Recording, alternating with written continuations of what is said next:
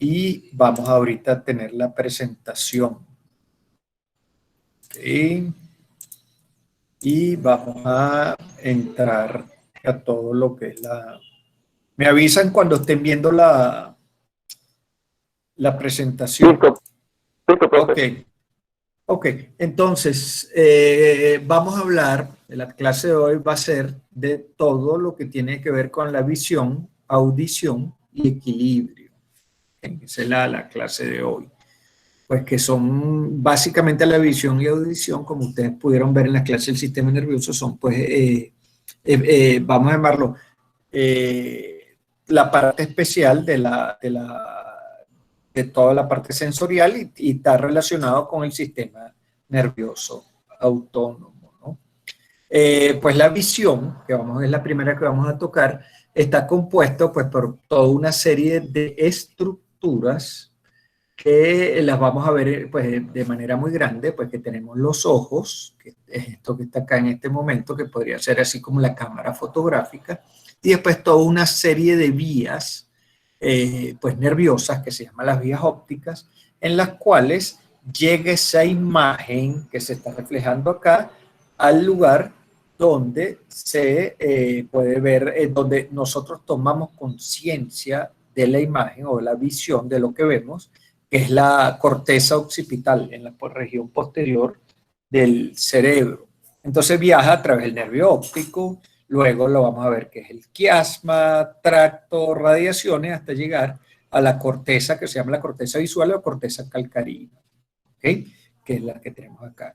Entonces, pues podríamos resumir lo que tienes la cámara o la estructura, todas las vías y el lugar donde puedes ver. ¿Okay? Que es el que realmente uno toma conciencia y ve en el cerebro. Esos ojos están compuestos, pues lo que podríamos llamar la cámara, por todo lo que es el globo ocular, en el cual tiene tres grandes capas. ¿Okay? Tiene lo que se llama la capa o túnica externa, que es la esclerótica, y la córnea, que es básicamente lo que uno conoce como lo blanco del ojo, y la córnea, que es la parte que transparente por donde entra la luz.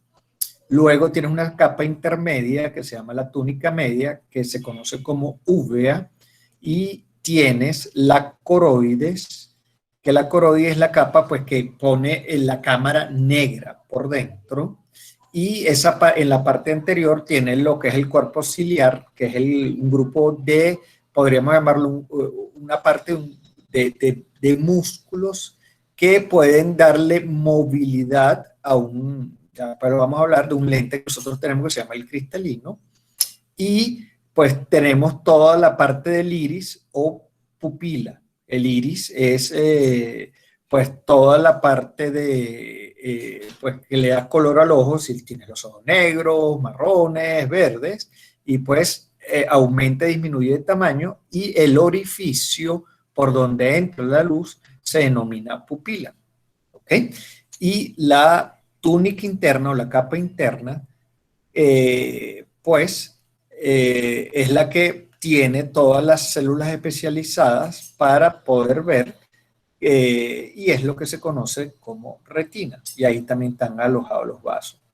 Entonces, para que lo puedan ver acá, pues tenemos tres grandes capas. Lo que sería la esclerótica, que es esto que está acá, que es lo blanco del ojo, está en la porción anterior del ojo, se vuelve transparente o refringente, que es lo que se llama la córnea, que viene también de esa primera capa o capa externa. Luego tenemos una capa intermedia, que es, una capa intermedia, la cual es la capa oscura y también la que tiene la parte de los vasos, que es la coroides, que es esta que está acá, que es la negrita, y la capa más interna, que es la capa, pues podríamos llamarlo nerviosa, es la retina, en la cual tiene un lugar específico que se llama la mácula, que es el lugar donde nosotros enfocamos a todo lo que son los objetos. Y luego, pues que tenemos esas tres capas, ese contenido, ese ojo, tiene elementos refringentes, que básicamente tenemos la córnea, es el primer elemento refringente, en otras palabras, deja pasar luz y puede haber también cambio en la refracción de esos rayos. Tienes otra parte que se llama la cámara anterior, en la cual está llena de un humor que se llama el humor acuoso. Esto que está acá es el cristalino, que es el lente, el cual es, vamos a llamarlo, acomodado, movido, pues puede aumentar tanto todo lo que podría ser el grosor de este lente para que pues, la imagen siempre se forme en la fobia. Y esto que está acá, que son el cuerpo ciliar, que es el grupo de músculos que mueve ese cristalino, y esto que está acá es el iris, y tal cual el orificio que existe entre redondo es lo que se llama pupila. Entonces, ya descrita esa cámara, pues toda la imagen o toda esa, vamos a llamarlo, esa sensación, esa captación, ya lo vamos a ver un poco más adelante, de luz, se va a ir a través de la retina y va a formar el nervio óptico y de ahí sigue su ruta. ¿Ok? Entonces, pues ya digamos, hablamos un poquito de lo que es la córnea, la cámara anterior que tiene el humor acuoso, el cristalino, también lo vimos, que es lente, que pues un lente biconvexo, el cual puede aumentar o disminuir su convexidad o lo que podríamos llamar su grosor para poder, la imagen, no importa si la ponemos más lejos o más cerca de los ojos, siempre la vas a ver enfocada, que eso es lo que se llama, y lo vamos a ver un poco más adelante, el fenómeno de acomodación, pues, y después seguimos, pues, de aquí para abajo como si fuera tal cual una cámara, pues tú tienes tus sistemas de lentes, tú tienes tu sistema de que gradúas o no gradúas la luz, que es el diafragma, y podríamos llamarlo antes, pues cuando las cámaras viejas se llamaban películas, no sé si alguno de ustedes se recuerda la cámara vieja que tenían los rollitos de fotografía, no sé si alguno de ustedes recuerda, eso existía, que en las películas, hoy en día pues son los chips, que podrían ser la retina, que es el chip que capta la información, la cual en el cerebro es leída. Entonces, vamos a explicar un poquito cada una de esas capas, pues, para que ustedes puedan entenderlo y manejarlo. Y de esa manera puedan entender cómo funciona ese aparato, pues, cómo nosotros podemos ver, pues, cómo funciona esa cámara fotográfica. Entonces, la córnea es la porción transparente y anterior de esa primera capa externa, que es la túnica externa o esclerótica. Entonces, es esférica y es completamente avascular. En otras palabras, no tiene vaso sanguíneo. Entonces, es totalmente transparente, pues también está formada por todo lo que son fibras colágenas y bueno, ese se nutre de tanto de los vasitos que están en toda la periferia de la córnea, que pues cuando uno tiene el ojo rojo puede ver cómo los vasitos se van parando a ese nivel donde comienza pues la unión de la córnea con la esclerótica, que se llama el limbo esclerocorneal. Y la otra cosa que tiene importante esa córnea es que es súper, vamos a llamarlo sensible. ¿Okay? La inervación es abundante y más de uno, perdón, de ustedes han tenido probablemente una pestaña dentro del ojo y sienten que literalmente tienen una viga. Y eso es producto de que cuando esa pestaña o ese pelo llega a tal cual a la córnea, pues la sensación es que si uno tuviera una cosa inmensa y eso es por la inervación que tiene esa córnea, ¿no? Que es y fíjense que es el quinto par, que es el nervio trigémino de los pares craneales. Entonces, La córnea, pues palabras más, palabras menos, no cambia pues todo lo que podría ser los rayos. Sí puede haber algo de incidencia, si hay problema de edema podría haber algo, pero realmente no produce efecto en lo que se llama refracción, que es cuando el haz de luz pasa a través de un medio cristalino, un medio transparente, en el cual cambia todo lo que podría ser la dirección de ese rayo de luz. Pero el cristalino sí lo hace. El cristalino es tal cual el lente biconvexo que nosotros tenemos. Este es el cristalino. Era antes la córnea. Aquí está el cristalino. Y este es el gran lente de nosotros, en el cual, pues su función es hacer converger los rayos hacia un punto, que es lo que se llama la fobia o el punto en la parte posterior, en la retina, el parte posterior del globo ocular en la retina. Todos los rayos convergen hacia ese punto y eso es lo que nosotros lo vemos como enfocado. Si uno puede mirar hacia lejos, pues puede mirar a la pared o hacia una ventana, uno puede mirar lejos y automáticamente se pone la mano enfrente y puede enfocar la mano. Eso es porque ese lente se acomoda. En otras palabras, aumenta su curvatura para que pueda enfocar los objetos y realmente no importa dónde esté el objeto con respecto al ojo, uno puede enfocar el objeto. Eso es lo que se llama acomodación. Ahora bien, evidentemente, como todo lente tiene vamos a llamarlo un rango de acción que se mide en dioptrías. Entonces, fíjense que las dioptrías es igual a 1 sobre la distancia focal que se mide en metros. Si tú pones un objeto a 2 centímetros, perdón, a 20 centímetros es 0.2 metros. ¿Okay? Entonces, pues te da que el lente puede darte una potencia de 5 dioptrías. El cristalino de nosotros, si mal no recuerdo, tiene una potencia de hasta 20 dioptrías. ¿Sabes? En otras palabras, a medida que uno va acercando un objeto a los ojos, él va a poder enfocar hasta la capacidad de 20 dioptrías, que eso debe ser como 0.05, si mal no recuerdo. Pero y a medida que vamos envejeciendo, esa capacidad o esa potencia en lente la vamos perdiendo.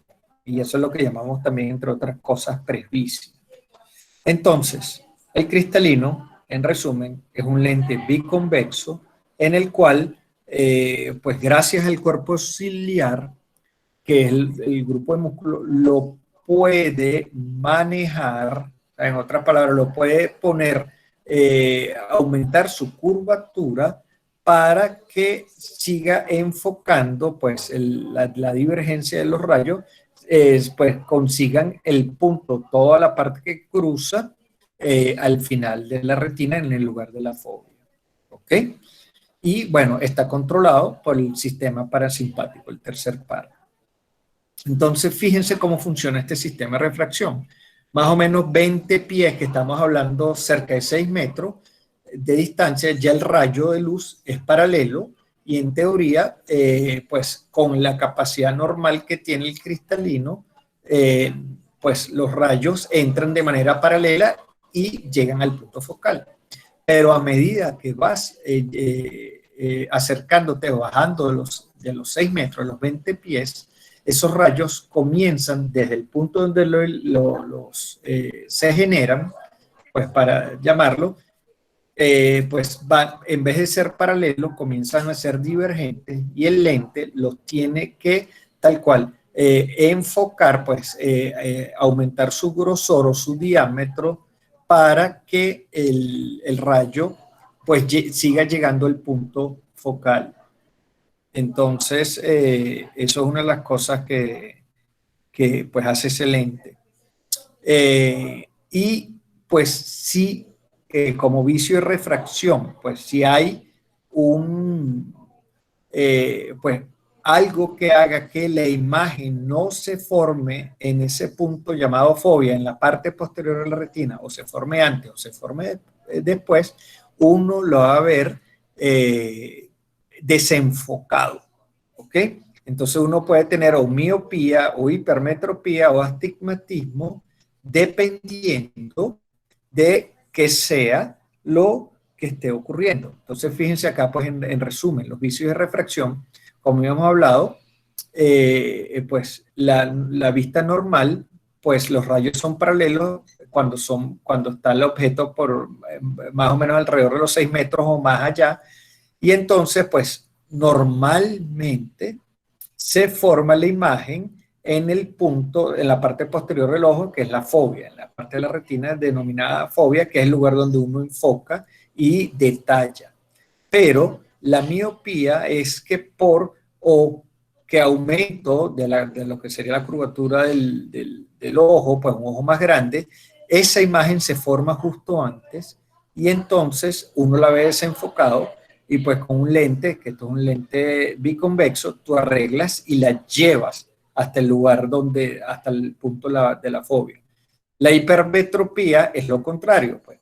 O por un problema de refracción o por un problema del tamaño del ojo, la imagen se puede formar posterior al, al se puede formar posterior a la imagen, ¿cómo se llama? A la fobia, nuevamente se ve desenfocado y uno tiene que corregirlo, pues en este caso con un lente bicóncavo.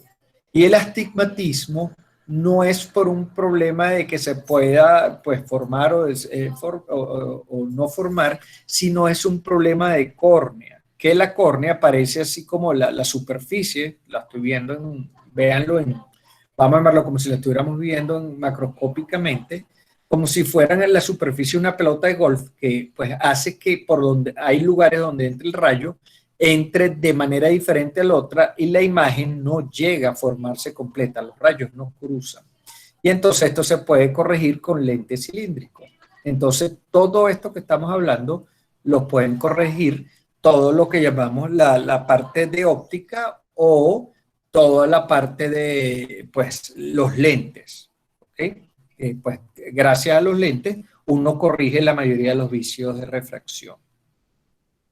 Entonces, una vez que pues, trabajamos eso, vamos a todo lo que es el iris y pupila. Como lo habíamos visto, el iris es la parte del ojo que también está conformada por todo lo que es el cuerpo ciliar, la cual también tiene color. Entonces están pues los ojos marrones, ojos verdes, etcétera. Y la pupila es el orificio por donde entra la luz hacia, ¿sabes? A través de ese ojo, pues lo que uno llamaría el diafragma de una cámara fotográfica, y eso, pues, es el haz de luz o los rayos que van a llegar a la retina. Entonces, aquí hay un término que uno utiliza que uno puede ver, y sobre todo cuando le pasa una luz, cuando uno con una linternita ilumina el ojo, uno puede ver cómo esa pupila disminuye de tamaño o puede inclusive le quitan la luz, aumente de tamaño, y todo eso está controlado por el tercer par, que es pues el motor ocular común, y ese también te controla todo lo que es el cuerpo ciliar, y ustedes están regulando todo el tiempo la entrada de luz hacia esa cámara fotográfica, hacia ese ojo, pero por supuesto no estamos tomando conciencia de eso. Si cada vez que tú entras a un ambiente más iluminado, pues las pupilas se cierran, cada vez que vas para otro ambiente menos con luz se abren y así van, y nosotros no podemos, no tomamos conciencia de eso. Pues una de las cosas, pues es la entrada de luz, y esto es lo que uno llama en las cámaras la profundidad de campo, o sea, que también te permite poder ver cuando estás viendo la imagen de manera tridimensional, puedes ver también profundidad, a pesar de que eso también lo haces con lo que se llama la visión binocular, con los dos ojos. ¿Okay?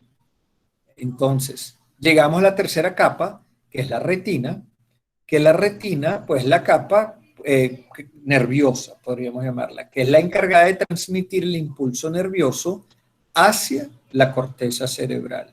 Entonces, fíjense, esto podría ser lo que nosotros llamamos un fondo de ojo, y fíjense que esa retina pues tiene, pues es de color rosada, pues, y se pueden ver los vasos. Y esto que está acá es lo que se conoce el disco óptico, que es la emergencia de los vasos sanguíneos y lo que podríamos llamarlo la salida del nervio óptico que sigue todo su trayecto llevando toda esa imagen. Entonces aquí vemos pues tanto todo lo que sería la vasculatura de esa retina y esto que está acá es la mácula o fovea, que es el punto donde convergen todos los rayos y es el punto donde uno enfoca la imagen. Y entonces es un área de la retina en la cual está especializada para detallar. Si ustedes ven, pues o fijan la mirada a un punto, ustedes pueden ver que tienen lo que se llama el campo visual, en el cual ustedes están viendo un solo punto, pero saben que tienen cosas alrededor, pero no la fijan, no detallan. Ustedes tienen que voltear la mirada para un lado, para el otro, para detallar. Entonces, esa función de detalle lo hace la mácula. Entonces, esa capa nerviosa llamada retina está compuesta por 10 capas, en las cuales tenemos los conos y bastones, que son las capas que captan todo lo que es, por un lado, luz y colores. Pues, ¿sabes? La parte de los bastones, básicamente luz, los conos son colores, y pues pasan por toda una serie de pasos que tienen 10 capas hasta llegar a unas células especializadas, que estas son las dos capas, podríamos llamarlas más importantes, que forman, pues las células ganglionares forman el nervio óptico. Entonces, fíjense que esto es otra cosa interesante. Fíjense que por aquí entra la luz, aquí está lo que podríamos llamar la parte posterior del ojo, y esto sería la retina. Entonces, fíjense que las células que sensan todo lo que sería el estímulo lumínico son estas que están acá, que son los fotorreceptores, que son los conos y los bastones, son estas células que están acá. Y de aquí para arriba, fíjense que estas son todo lo que son células bipolares, estas son las células ganglionares, que forman esto que está acá, que es el nervio óptico, el cual sale del ojo por donde están entrando los vasos sanguíneos, lo que había visto anteriormente. ¿Ok? Por aquí, pues todo lo que sería, aquí salen, en el disco óptico salen por un lado entran los vasos sanguíneos y por otro lado sale pues toda esa información a través del nervio óptico. Entonces, aquí lo tenemos. Los conos tiene toda la parte de visión central, ve toda la parte de colores, la parte de luminosidad, y los bastones te habla más que todo, vamos a llamarlo la luz tenue, pues más luz, más que toda la parte de colores. Entonces tenemos esas dos células, fotorreceptores, y de allí para adelante se forma esa imagen, la cual sigue todo su trayecto hasta la corteza occipital. Y entonces realmente uno ve con el cerebro. Si nosotros tenemos los ojos normales, sanos, sin ningún tipo de problema, indemnes, pero nosotros sacamos esta corteza, decorticamos, uno no ve. ¿Ok? Porque es aquí donde uno realmente esa imagen, podríamos llamarlo, la integramos y tomamos conciencia de esa y la vemos como imagen. Entonces, fíjense que esos fotorreceptores, la manera como funcionan, que ese estímulo lumínico lo convierten en impulsos nerviosos, que esa es la parte, vamos a llamarla, ¿cómo se llama? Especial de toda en este caso, pues el nervio óptico es el segundo par y son vamos a llamarlo, las fibras especiales de esos pares craneales. Entonces funciona pues con lo que se llama una conducción electrotónica, que es diferente a la sinapsis, que era todo o nada, sino todo un flujo, vamos a llamarlo continuo y directo, que no tiene potenciales de acción. Y entonces toda esta imagen o toda esta información o estímulo son enviados al nervio óptico, donde en esta corteza visual es que se integra y pues tenemos esa conciencia de imagen. ¿Ok? Entonces, una vez que ya pues conocemos la cámara fotográfica, pues describimos por un lado cómo estaba formada, por otro lado cuáles eran los lentes, por tercer lado cómo pues entra la luz pues y esa imagen pues también llega antes pues la imagen pues tiene que, todos los rayos tienen que coincidir y crear un punto justo en el lugar donde está la fobia, eh, pues tenemos que llevar ese impulso nervioso hacia la corteza cerebral visual. Entonces, todo ese trayecto pues consta de nervio óptico, Luis Enrique, que está hablando. Estoy grabando la clase y tengo ese muchacho ahí guiando. Perdóneme, pero que tengo la casa hoy alborotada. Entonces, ok, toda esa imagen, pues, tiene que ser transportada hacia la corteza occipital y entonces ese trayecto forma el nervio óptico, el quiasma, que ya lo vamos a ver con el cruce, los tractos, radiaciones hasta que lleguen. Entonces fíjense que aquí la podemos ver. Aquí tenemos la cámara fotográfica o el ojo y esta estructura que sale acá se llama el nervio óptico. Ese nervio óptico llega tal cual a una encrucijada que se llama el quiasma y después el quiasma salen estas que están acá, que son los tractos ópticos, todo lo que son las radiaciones hasta llegar a la corteza. ¿Ok? Vamos a ver un poco más adelante cómo esa imagen se forma. ¿Ok? Y cómo, llámalo, es interpretada por el cerebro. Entonces, pues tenemos lo que capta la imagen y aquí está todo el sistema de conducción hasta que esa imagen es interpretada, que es en la corteza calcarina o la corteza visual, que está en la parte occipital. Entonces, fíjense que, como he dicho anteriormente, cuando uno mira y fija el punto en cualquier lugar, pues vamos a ponerlo lo más lejos que puedan, ustedes tienen lo que se denomina el campo visual, que es toda la amplitud en la cual ustedes pueden ver. ¿Ok?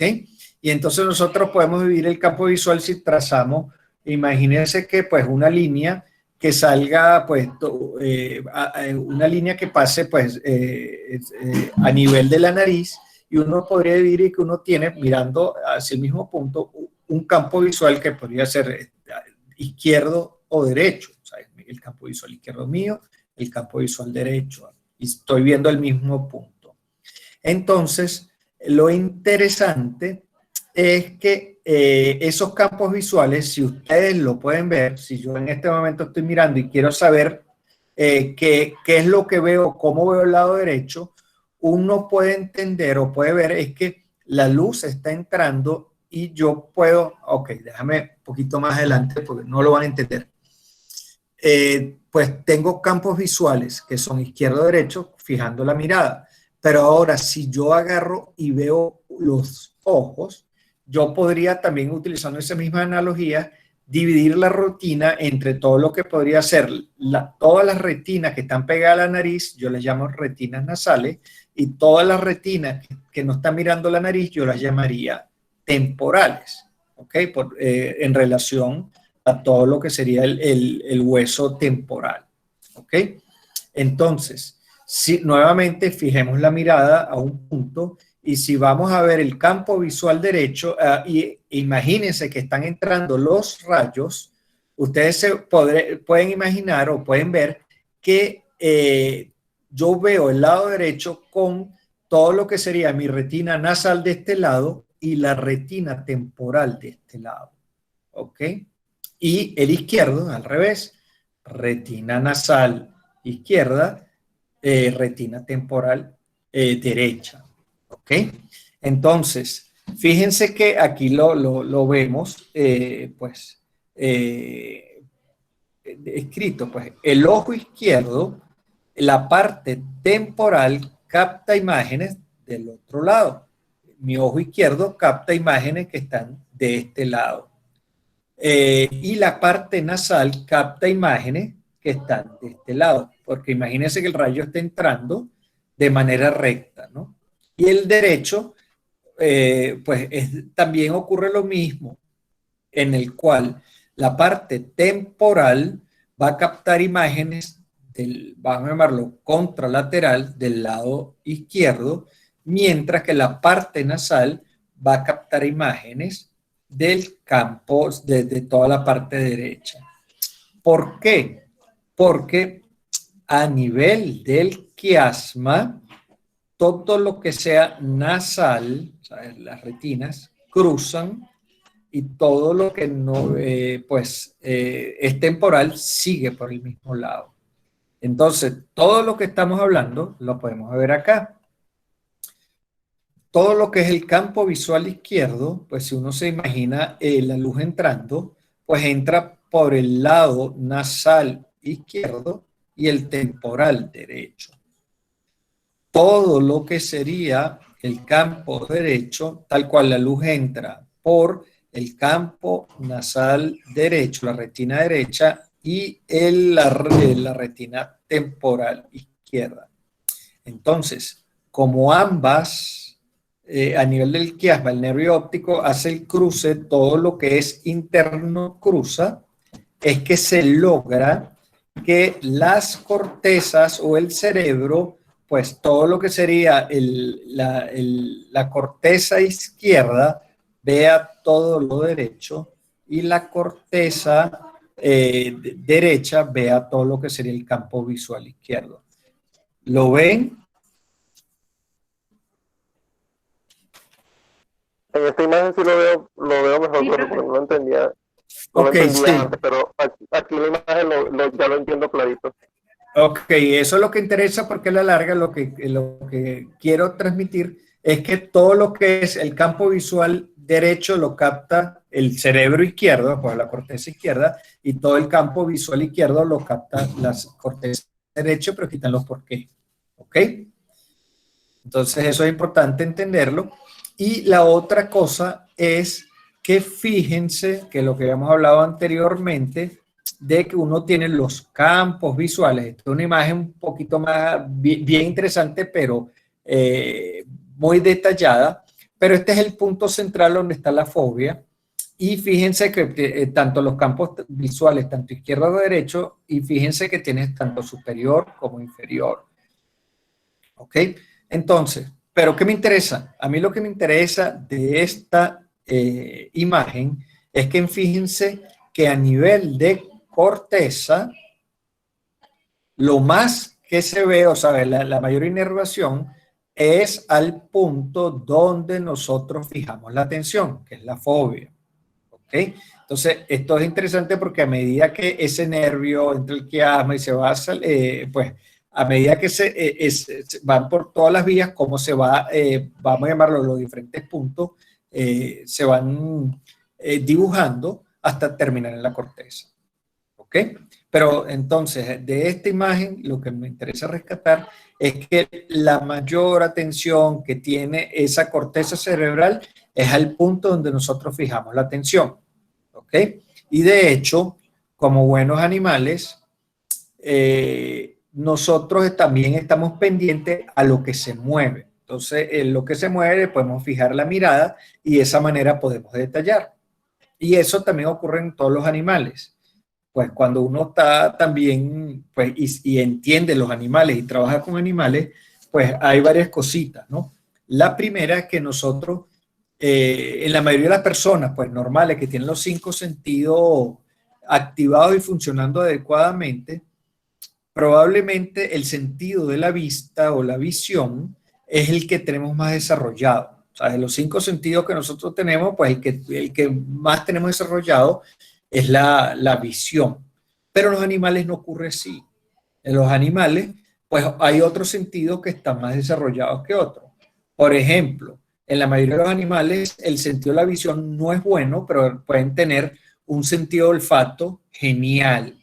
Entonces, por ejemplo, un perro el sentido de olfato es 20.000 veces más sensible que el de nosotros y la visión no es buena. De hecho, la visión de los perros es en blanco y negro.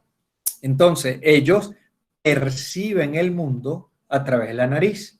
Nosotros percibimos el mundo a través de la vista. Hay otros animales que perciben el mundo a través, pues, del olfato. También hay otros que tienen mejor oído. Entonces, la percepción de lo que lo rodea, que es lo que yo llamo el mundo, puede variar entre especies. Pero nosotros, pues que la percepción de nosotros, nosotros percibimos el mundo a través de la vista. Fíjense que en la corteza visual, realmente lo más que representamos es lo que se llama la fobia, el lugar donde enfocamos los objetos. Para toda esta explicación era para eso.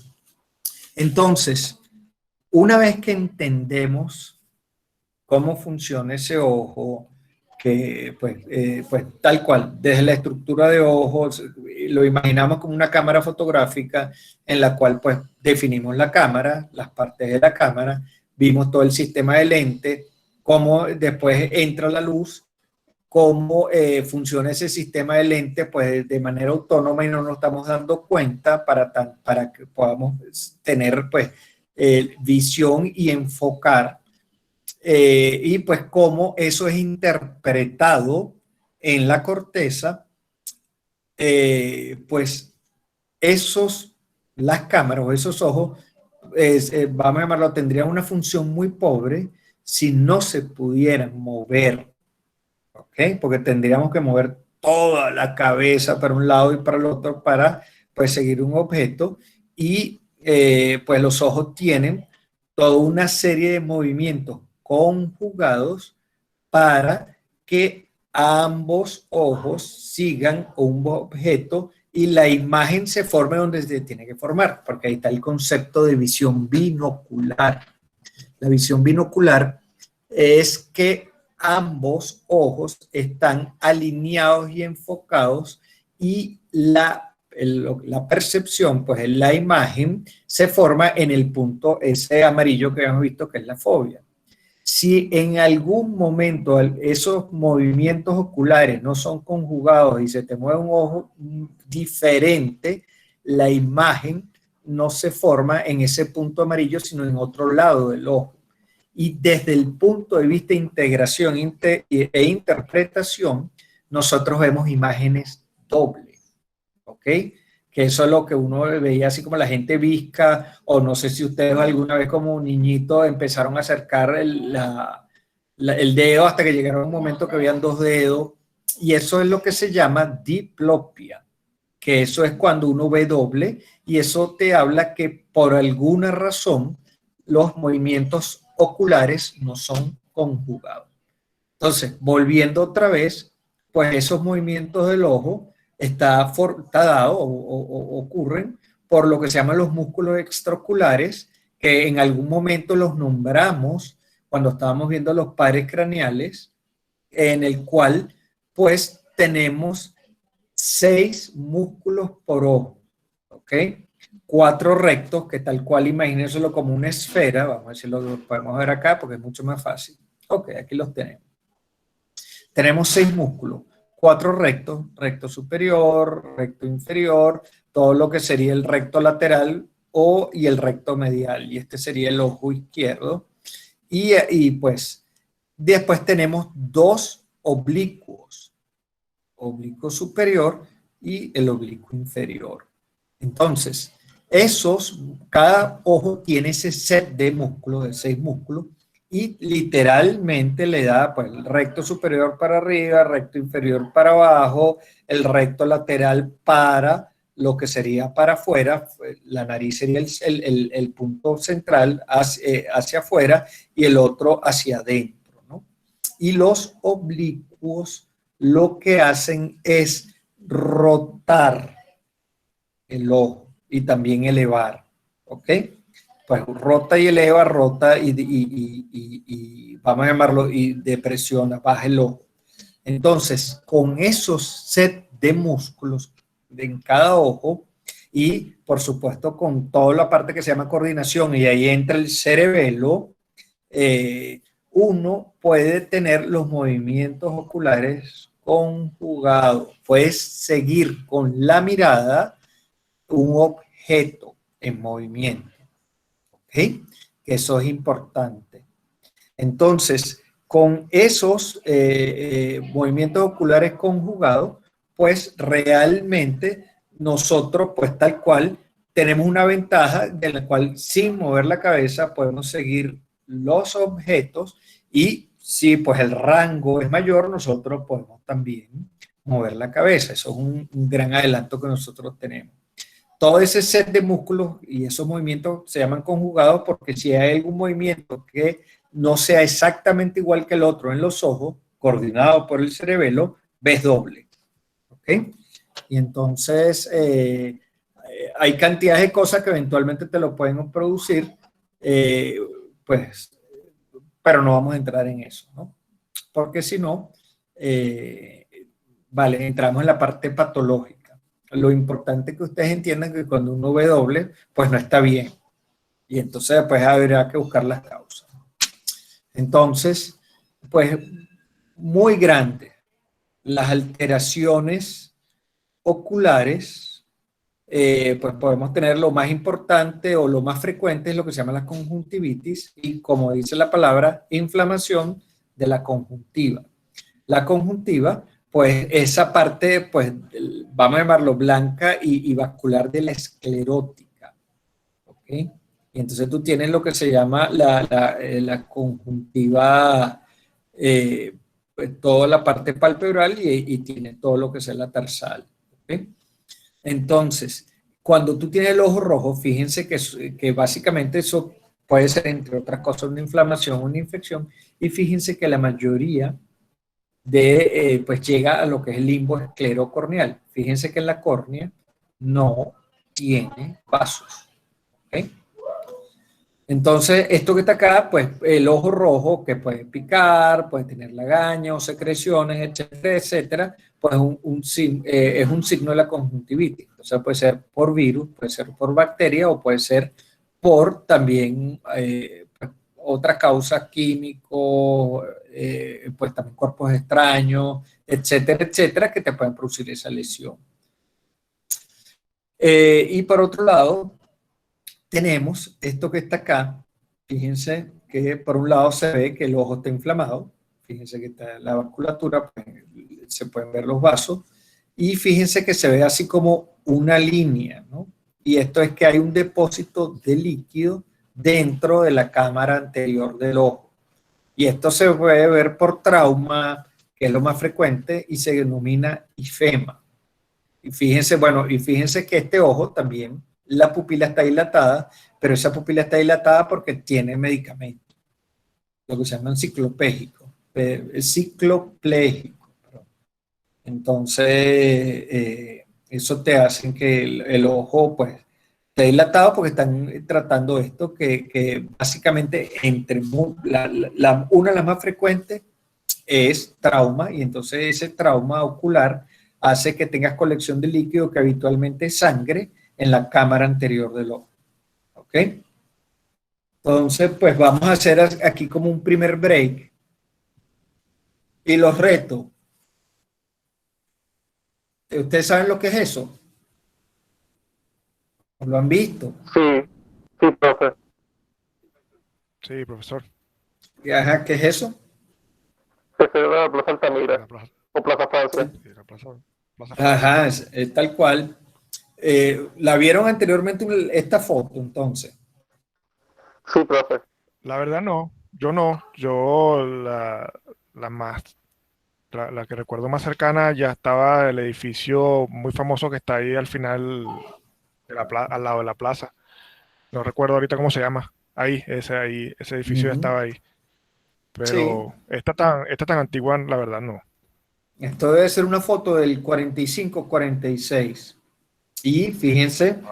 que en ese entonces, 1945, pues Caracas literalmente, lo más lejos, vamos a llamarlo, Caracas como ciudad llegaba hasta lo que hoy en día es Chacaíto, y de Chacaíto para acá, cuando digo para acá es para el este de Caracas, era lo que la gente echaba broma que era Monte y Culebra, ¿no? Y uno seguía por este camino, en ese entonces, y llegabas hasta Petare. Y Petare era un pueblo lejísimo, ¿ok? Y en esa época la gente de Caracas iba a temperar a un lugar, una urbanización que tenemos en Caracas que se llama Los Chorros. Y se llaman Los Chorros porque ahí bajan también todo lo que son cascaditas y todo lo que son quebradas del Ávila. ¿Ok? Entonces fíjense que nosotros hasta hace nada éramos pues, una ciudad pequeñita. Estamos hablando que 100 años para acá, pues hemos crecido una barbaridad. ¿Ok? Bueno, ya que hemos hecho este break, vamos ahora con el otro sistema, que podríamos llamarla el sistema auditivo. Pues siguiendo la misma metodología de toda la parte de la visión, nosotros podríamos decir que la estructura de este sistema está dada por lo que nosotros llamamos un oído externo, un oído medio y un oído interno, que son los tres grandes puntos, ¿no? El oído externo es todo lo que sería el pabellón auricular, ¿ok? El conducto auditivo externo y llega hasta acá, toda la parte de la membrana timpánica. El oído medio, fíjense que es esta parte, es esta estructura en la cual están dentro ya todo lo que sería el cráneo, pues el hueso temporal, y consta de tres huesecillos, que son el martillo, el yunque y el estribo, y esta cavidad, o sea, está la parte de lo que sería membrana timpánica, martillo, yunque y estribo, y esta cavidad habitualmente está llena de aire, pero se puede llenar de líquido. ¿Ok?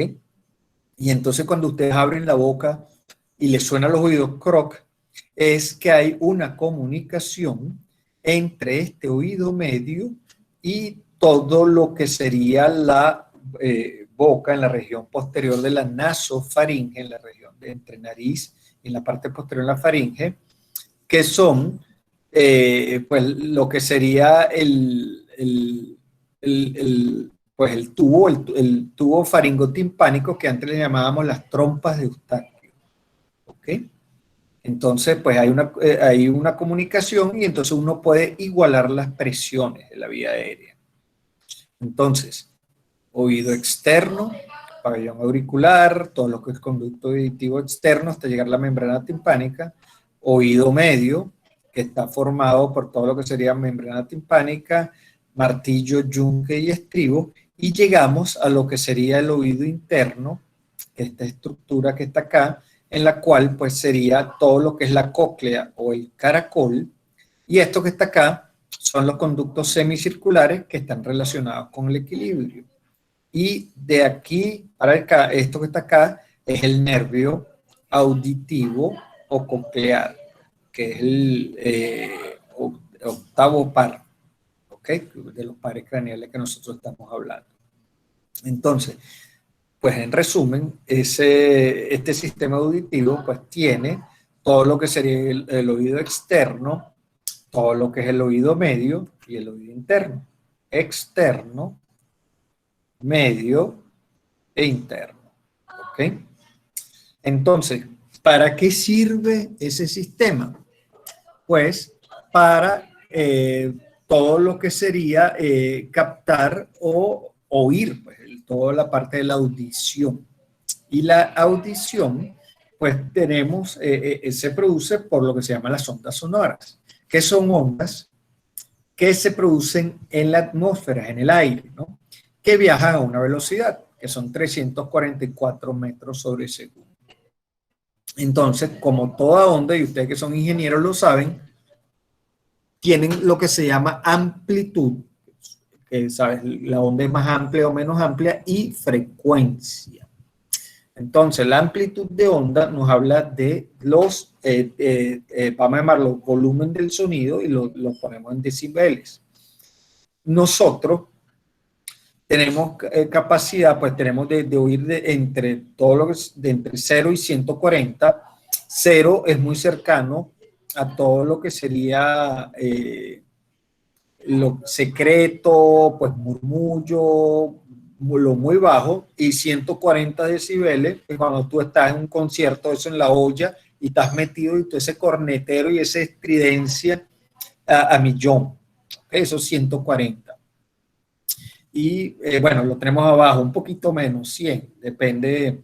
Y 60 decibeles es la conversación normal. 140 decibeles, antes hablaban los aviones de reacción, que sonaban durísimo, hoy en día pues ya cambiaron. Pero la música en vivo son 100 decibeles. Y después tenemos la frecuencia, que está en hertz, que está relacionado con el tono. El tono grave, sí, no sé qué, tono agudo. ¿Okay?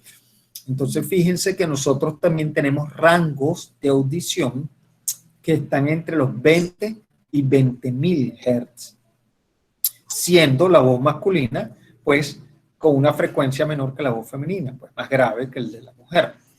Entonces, pues de esa manera nosotros captamos esas ondas sonoras y pues dependiendo tanto la amplitud y frecuencia nos pueden dar el volumen como el tono. Entonces, luego tenemos lo que se llama la membrana timpánica, pues que vamos a llamarlo, que es el lugar donde se empieza a generar ese impulso, que en este caso es un impulso, o vamos a llamarlo ondas físicas, y van a terminar en impulsos nerviosos, ¿ok? Entonces, ese tímpano, tal cual, eso es cuando uno ve con un otoscopio y puede ver el tímpano, es una membranita que podríamos llamarlo así como lo que podría ser la capa del tambor, vamos al lugar donde se produce el sonido de un tambor, que es una membrana nacarada en la cual transmite las ondas sonoras hacia la membrana, hacia los huesecillos, ¿ok? Entonces, tal cual esa onda que va entrando, pues todo lo que es el pabellón auricular está diseñado así como una concha acústica para concentrar esas ondas y puedan, una vez que entren por el conducto auditivo externo, hagan vibrar esta membrana. Entonces, cuando vibran esta membrana vibrando va a mover la cadena de huesecillos que habíamos visto acá. La membrana vibra y todos estos huesecillos vibran, ¿ok? Hasta acá, hasta el final.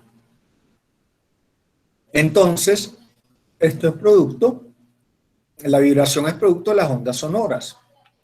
Pues, a medida que pues, la onda sea mayor, pues la vibración va a ser mayor. Esta membrana, pues cuando se inflama, es lo que se conoce como otitis, que ustedes lo habrán oído, y sobre todo las mamás con niños por más o menos pequeños, por debajo de 2 años, pues con frecuencia se inflama esa membrana. ¿Ok? Entonces, en el oído medio, esa onda sonora que mueve esta membrana, que hace que vibre, hace que esa vibración pase por esta cadena de los 3 huesecillos, que por cierto son los más pequeños del cuerpo, el martillo, el yunque y el estribo, y esto hace que llegue esta vibración al oído interno. ¿Ok? Entonces, ya lo vamos a ver un poquito más adelante. Pues esta cavidad que le habíamos explicado es una cavidad que está aireada normalmente y pues se transmite el sonido, pues las vibraciones de ese tímpano a todo lo que sería el oído interno. Y esto que está acá, pues lo que hemos hablado, el tubo de Eustaquio, la trompa de Eustaquio, es la conexión entre la rinofaringe y igual a presiones de esta cámara. ¿Ok? Entonces, en el oído interno, el estribo hace que pues esta estructura que está acá, que es una estructura membranosa que está tal cual, está metida dentro de una estructura ósea, pues llámalo que el hueso está tallado para que entre esa estructura membranosa y está por dentro llena de líquido, ¿ok? Y entonces aquí está lo que se llama el órgano de la audición, que es el caracol o cóclea, y esto que está acá es el órgano de equilibrio, que pues también está en conexión con el órgano de la audición, ¿ok? Entonces, ese caracol por dentro tiene 3 pisos, pues o llámalo 3 cámaras, en las cuales, pues se llama escala, están llenas de ese líquido que hemos hablado que se llama perilinfa, y fíjense pues que uno tiene, pues en la escala media, pues ese líquido se llama endolinfa. Entonces, a nosotros nos interesa de estos 3 pisos o 3 divisiones, la del medio. Entonces, esto que está acá es lo que se denomina el órgano de Corti, que es el órgano encargado en cambiar ese estímulo físico a impulso nervioso, en el cual es recogido por este nervio que está acá, que es el nervio coclear o auditivo. Entonces, ¿cómo funciona esto? Entonces, pues este es el punto final en la cual la onda sonora, que en este caso ya es una onda líquida, ya lo vamos a hablar, llega a este punto y pasa de todo lo que sería onda sonora a impulso eléctrico. Entonces, ¿cómo ocurre? Acá, el estribo mueve y genera tal cual una vibración en líquido que genera ondas, y esas ondas pues llegan y van pasando a esta, vamos a llamarlo escala o esta sección del caracol, y hacen que esta membrana se mueva, ¿ok? Que se llama la membrana tectorial, y aquí abajo hay unos sensores que son unas células especializadas, que son lo que llaman las células de pelo, en la cual el movimiento de esta membrana es sensado por esas células especializadas de pelo, y es lo que se reconoce como sonido. Entonces, ese movimiento lo es captado por estas células, y estas células las convierten en impulso nervioso. Nuevamente va con el nervio, lo que se llama el nervio coclear, y el territorio o la corteza auditiva es una corteza temporal, que es la que procesa esa información, recolecta, procesa e integra esa información, y es lo que nosotros conocemos como sonido, ¿ok? Que eso es la manera como funciona. Entonces, fíjense cómo es. Pues vamos a llamarlo. Fíjense, esto que está acá es el oído externo, aquí está el pabellón auricular, y fíjense que esta es la onda sonora, ¿ok?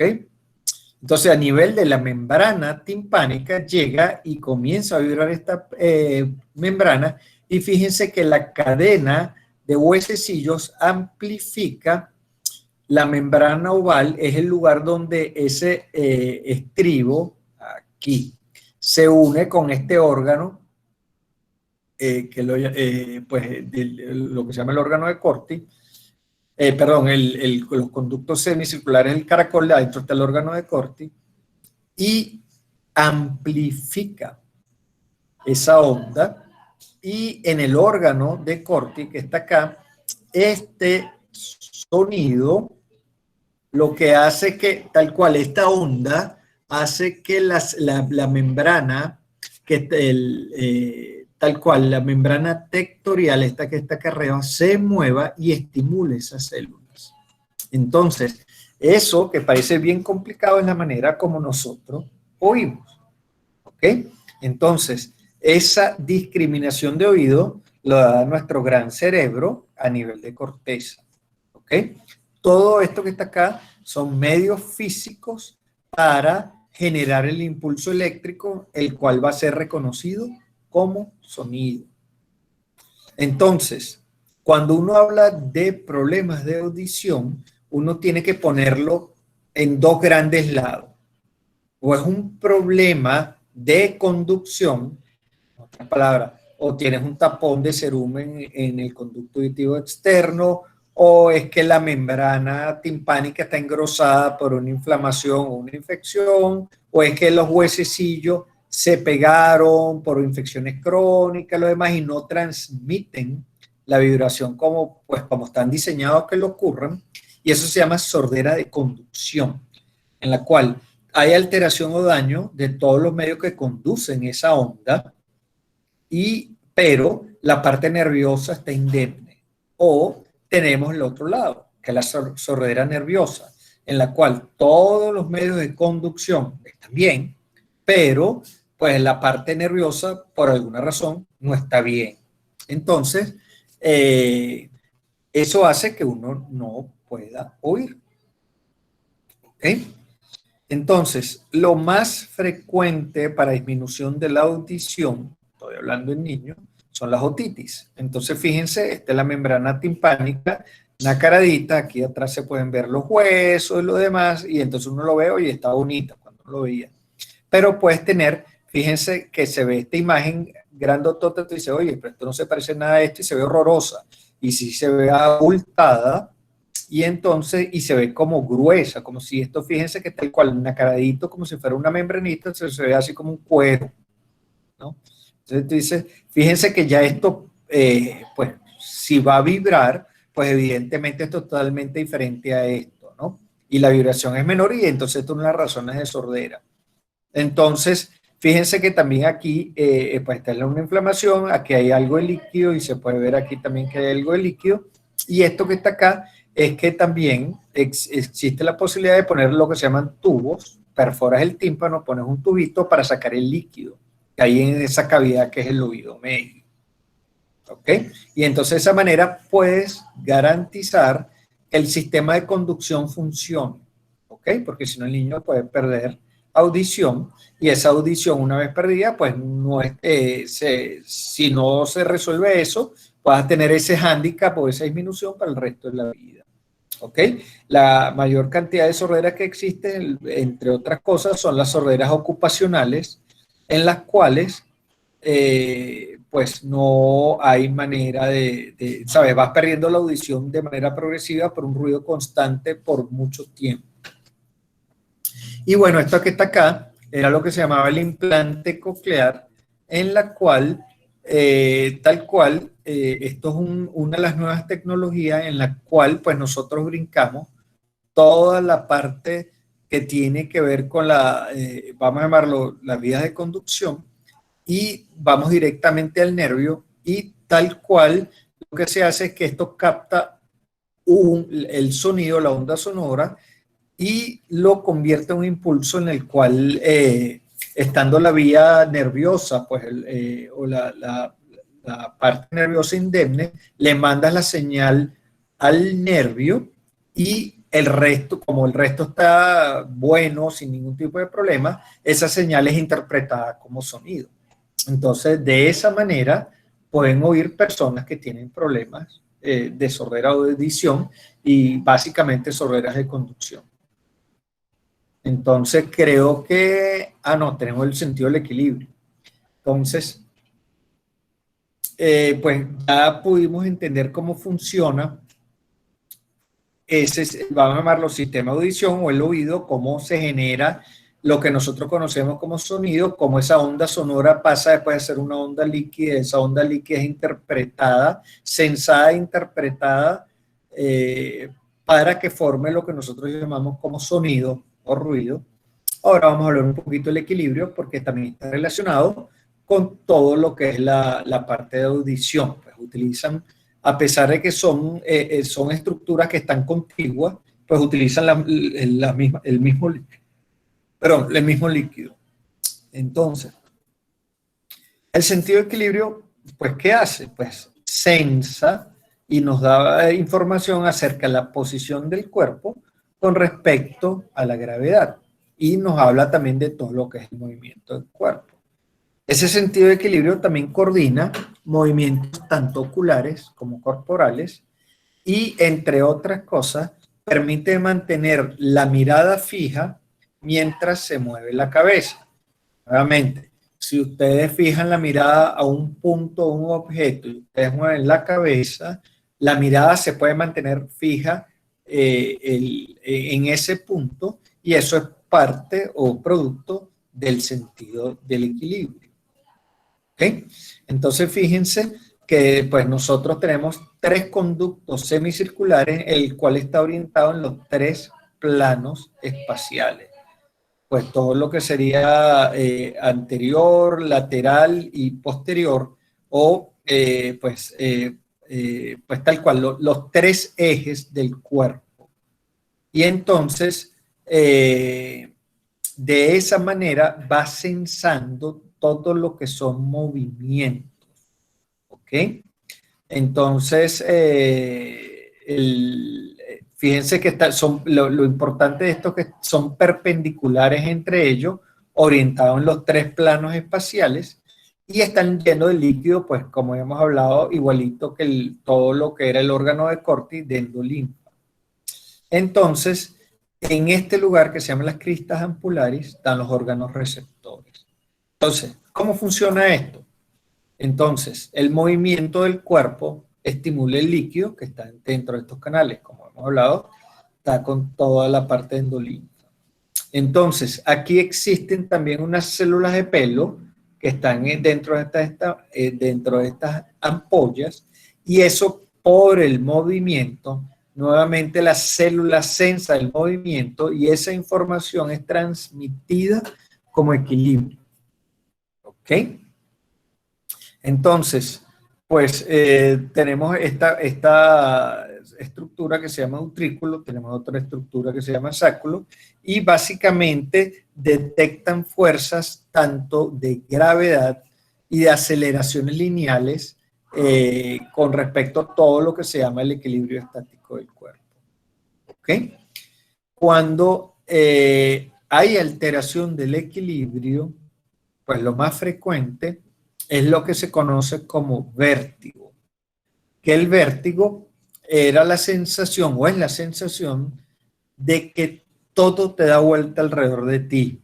Y no sé si alguna vez ustedes chiquitos se pusieron a dar vueltas sobre sí mismos, vuelta, vuelta, vuelta, y se paraban y sentían que todo les giraba alrededor. Eso es vértigo.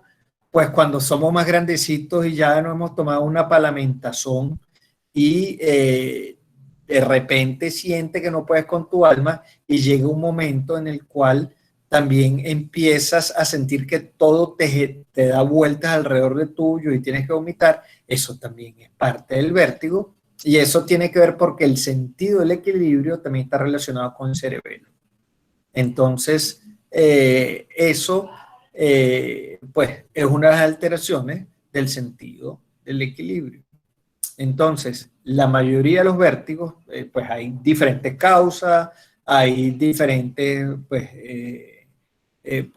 desencadenantes del vértigo. Hay una cosa que se llama la enfermedad de Meniere, que también te produce vértigo, pero lo importante de esto es que se llama vértigo, que es la sensación que todo te da vuelta alrededor de ti, y una de las cosas que uno puede hacer es que eso se puede calmar o tratando de mirar un objeto fijo o cerrando los ojos para que esa sensación se elimine o disminuya. ¿Okay? Entonces, de esa manera, pues el sentido del equilibrio está relacionado también con todo lo que es la audición, porque utilizan el nervio que se llama el vestíbulo coclear, que es el octavo par, y utilizan, pues son estructuras contiguas en las cuales utiliza también pues los mismos, utiliza las mismas tipos de líquido y utiliza pues funcionan como si estuvieras hablando de una sola estructura, a pesar de que tengan funciones diferentes. Creo que esto es todo. Sí, creo que es. Déjame entonces apagar detener la grabación.